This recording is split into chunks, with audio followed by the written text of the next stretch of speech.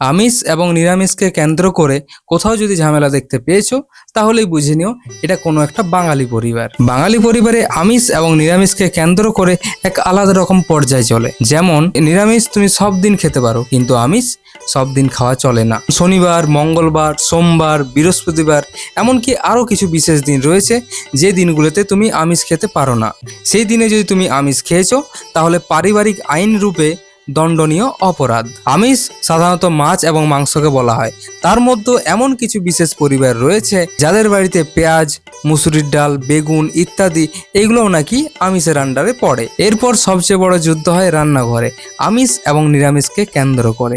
যেই গ্যাসে তুমি আমিষ রান্না করেছো সেই গ্যাসে নিরামিষ করা যাবে না। যদি করা হয় তাহলে সেটাও আমিষ হয়ে যাবে। তাহলে মা আর মা থাকবে না, মা কালী রূপে আসবে। বাঙালিরা সবকিছু ভাগাভাগি করতে পারে, জমি জায়গা, ধন দৌলত, বাবা মা।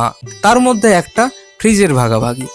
কোন দিকে আমিষ থাকবে এবং কোন দিকে নিরামিষ থাকবে তা নিয়ে এক তুমুল ঝামেলা চলতেই থাকে। সবকিছু ছেড়ে একটি প্রশ্নের উত্তর আমি আজও বুঝতে পারলাম না। তুমি যদি কোনো আমিষকে নিরামিষে ঠেকিয়ে দাও সেটা আর নিরামিষ থাকে না, আমিষ হয়ে যায়। তাহলে কোনো নিরামিষকে যদি আমিষে ঠেকানো হয় তাহলে সেটা নিরামিষ হয় না কেন?